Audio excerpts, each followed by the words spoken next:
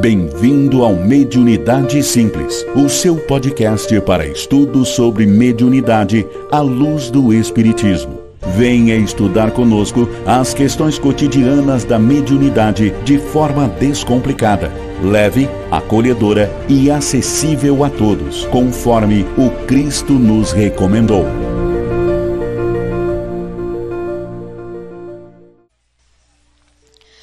Oi, amigos, meu nome é Ana Carolina e dando continuidade à parte 2 do curso Primeiros Passos na Mediunidade, o Fenômeno Mediúnico, hoje, no segundo episódio, começaremos com a seguinte pergunta: a alma, ela tem ação direta sobre os órgãos do corpo físico?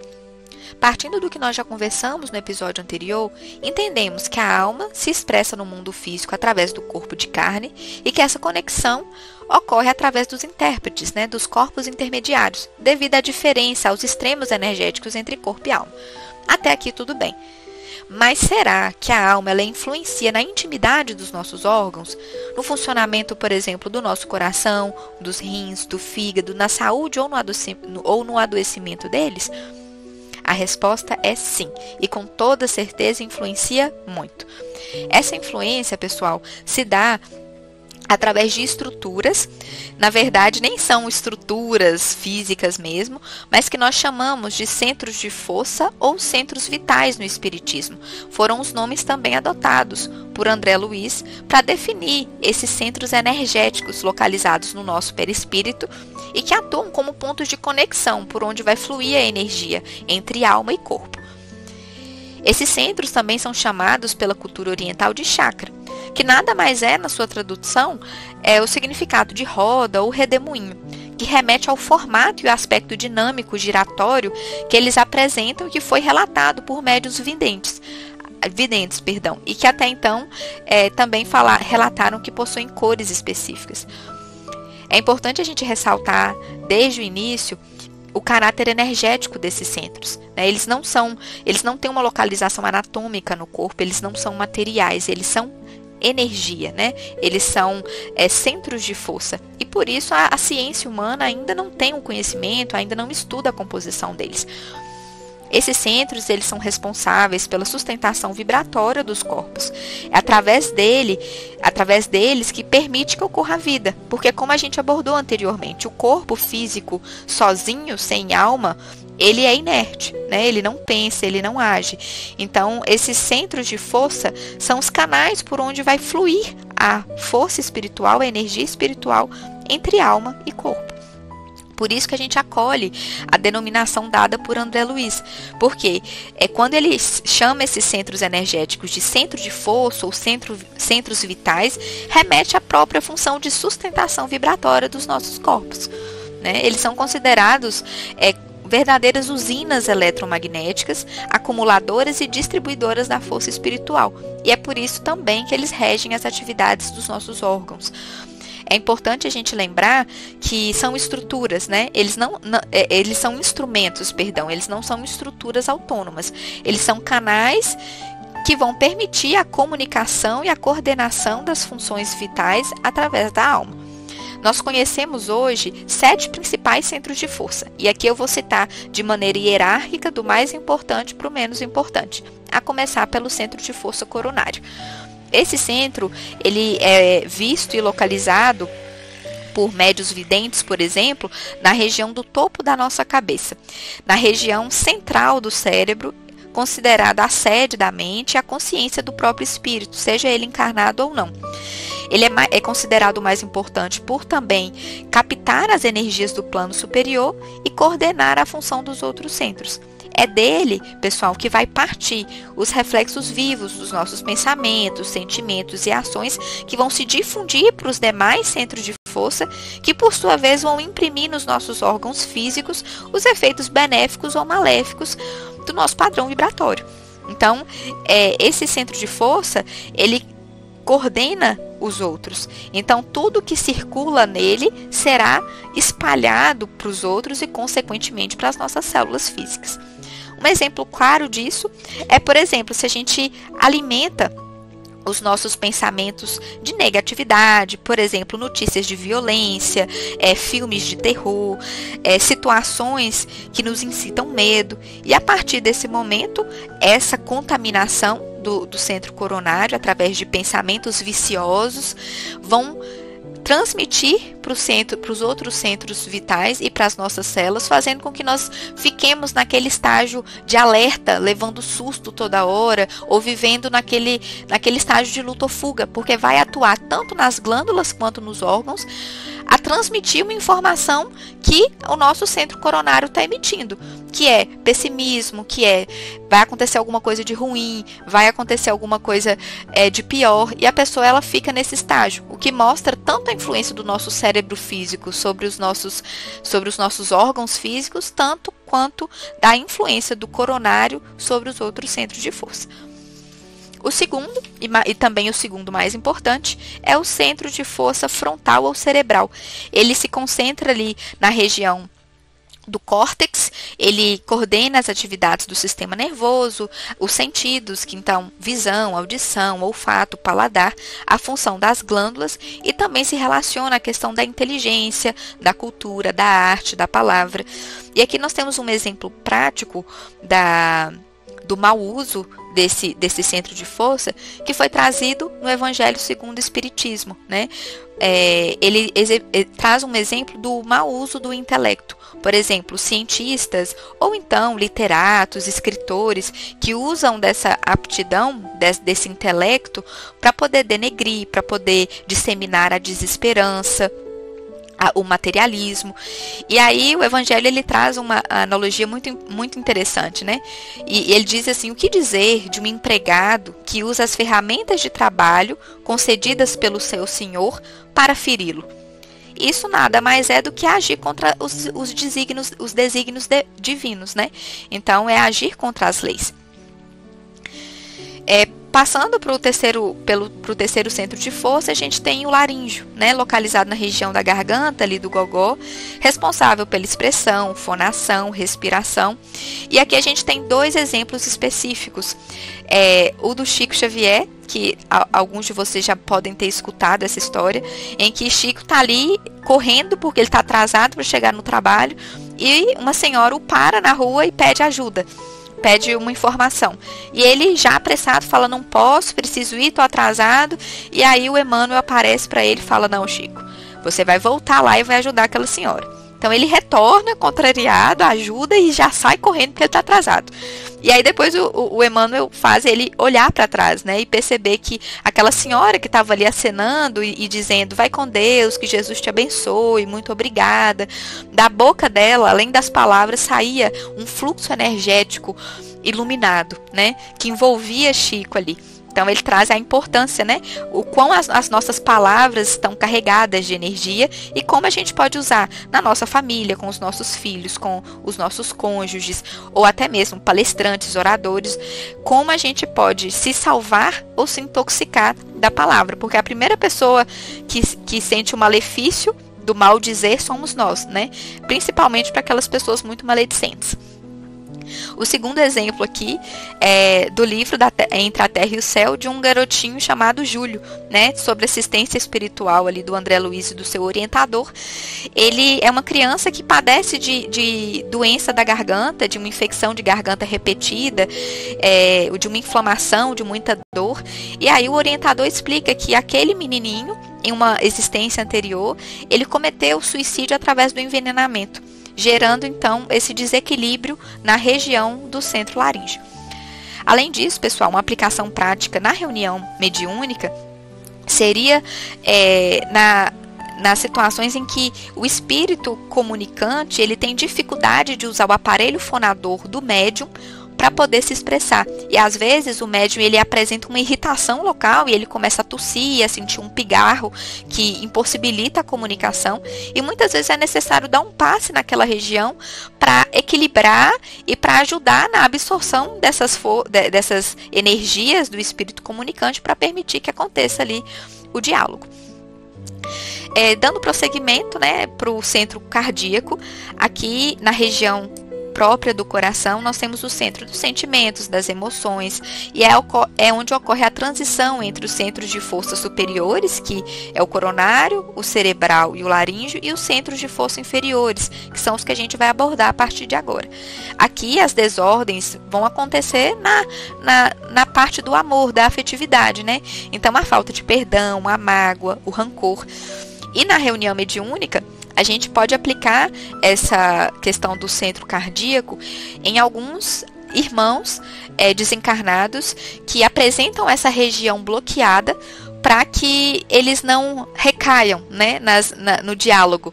Então, acontece que eles ficam ali renitentes e às vezes dificultam o atendimento, e por percepção do médium que está ali na comunicação ou a uma ordem do próprio dialogador, pode haver um passe na região cardíaca para poder desbloquear. E aí fica os sentimentos do irmão comunicante fica acessível, né? A partir do momento que desbloqueia esse centro coronário.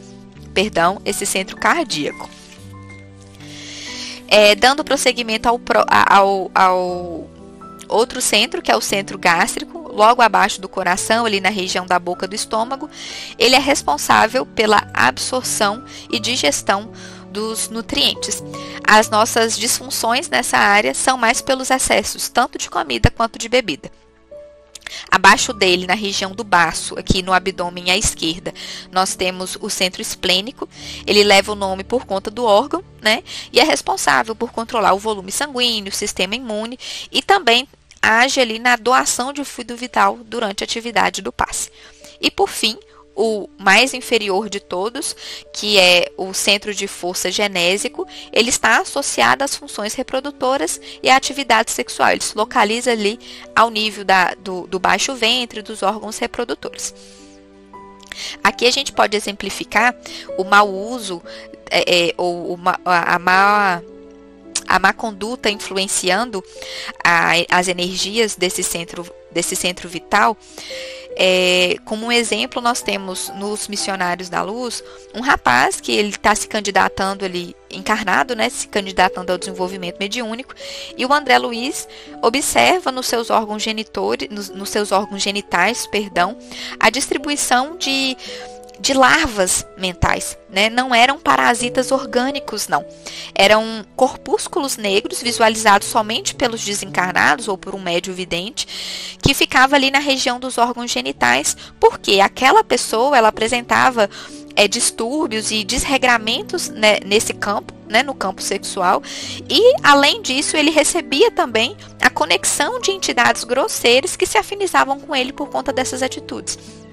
Aqui a gente consegue entender o quão atividade desregrada pode gerar tanto doenças físicas, por exemplo, doenças sexualmente transmissíveis, quanto infecções fluídicas, né? São as larvas mentais que vão consumindo aí a energia desse local. Finalizando essa parte de classificação, pessoal, é importante a gente lembrar que nós estamos mergulhados em um mar de fluidos e nós absorvemos e nos alimentamos espiritualmente desses fluidos através dos centros de força. Contudo, não existe só fluidos bons, né? É uma mistura de emanações mentais de espíritos inferiores, de emanações fluídicas de espíritos superiores.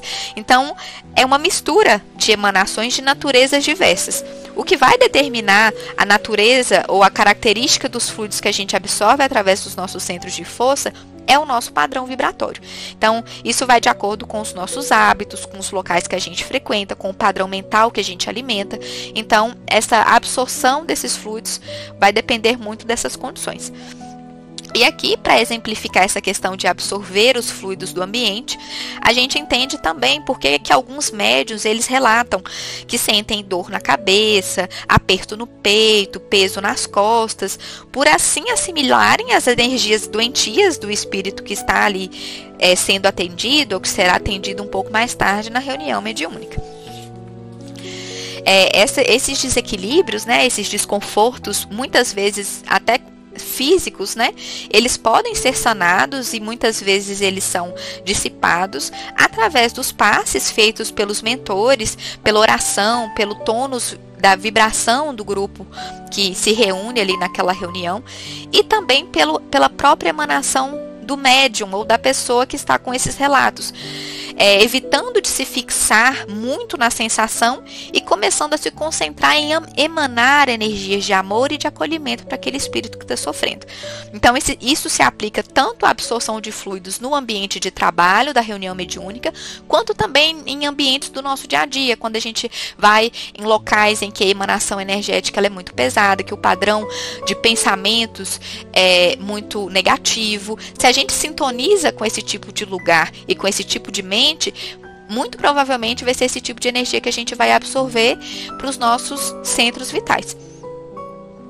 E aqui, para finalizar a nossa conversa, eu vou trazer um exemplo, né? Um último exemplo do livro Missionários da Luz, que vai representar um desequilíbrio do centro de força cardíaco. O André Luiz e o orientador, eles se aproximam de uma senhora encarnada que está ali no centro espírita, ouvindo uma palestra, e eles notam que na região cardíaca dela tem uma fina nuvem negra, que está envolvendo ali a estrutura interna do coração, as válvulas. E aí o instrutor explica para ele, explica para o André Luiz, que essa mulher, antes de ir para a reunião, ela teve uma desavença com o seu marido. E ela teve uma briga e gerou uma desarmonia interna nela. Isso, de certa maneira, comentou o orientador, né? É uma forma da gente se intoxicar, né? Assim como nós podemos intoxicar o nosso corpo físico ingerindo alimento venenoso, a gente também pode intoxicar o nosso perispírito absorvendo elementos de degradação, absorvendo no nosso centro de força esses elementos negativos emanados por outras mentes, por exemplo, né? Como um reflexo nas nossas células materiais. Ele relata essa questão, ele descreve, né, que enquanto a mente humana continuar indisciplinada, né, sem conseguir coordenar as emoções e continuar alimentando paixões desvairadas e desequilibradas, a qualquer momento nós podemos nos intoxicar com as emanações mentais vindas de outros seres, né, de outros seres desencarnados ou mesmo do ambiente. A gente começa a absorver essas emanações negativas para o nosso corpo. E a única maneira de evitar isso é através da oração e da conduta reta. E aí, nesse momento, a senhora ela vai receber um passe magnético, vai se dissipar aquela região escura de nuvem que estava sobre a sua área cardíaca. E André Luiz trouxe alguns questionamentos que eu queria compartilhar aqui com vocês para a gente encerrar a conversa de hoje. Ele questiona se ela não estivesse no centro espírita, se ela seria ajudada. E o seu orientador responde com toda certeza, né, que aquela mulher, por ela viver mentalmente e visceralmente a religiosidade, né, na senda do bem, procurando ser melhor, ela acaba por abrir portas, né, para o auxílio espiritual. Então, a oração e a posição ativa de confiança é a porta aberta para o auxílio dos mentores espirituais. Então, ela estava ali buscando auxílio, ela estava ali se entregando às verdades do Evangelho, apesar das desavenças que ela teve aí mais cedo. E aí ele pergunta, e se ela não tivesse no centro espírita? Se tivesse em outro templo religioso, ela seria ajudada? E mais uma vez, o orientador diz sim, porque os auxiliadores magnéticos, eles atendem às solicitações de fé sincera. Se ela tivesse num templo católico, budista, ou até mesmo se ela não tivesse religião, que foi a terceira pergunta, né? Se ela fosse uma mulher de conduta reta e não professasse nenhuma religião, ainda assim ela seria ajudada. A única coisa, ou a única circunstância, a condição que afastaria o auxílio seriam aqueles irmãos que ficam mergulhados nas sombras da ignorância, da maldade, na conduta maldosa, o que, de certa maneira, fecharia as portas para a espiritualidade. Então é isso, pessoal, que eu queria compartilhar com vocês, entendendo agora algumas coisinhas da nossa composição complexa do corpo espiritual, a gente entende a nossa responsabilidade sobre saúde e doença do corpo físico e do corpo espiritual. E com essa historinha final a gente entende que a espiritualidade, ela é muito educada, né? Ela não vai arrombar portas nem violentar consciências. Ela entra onde a porta está aberta, ou seja, naqueles corações sinceros que pedem ajuda. Eu me despeço de vocês aqui e até um próximo episódio. Fiquem com Deus.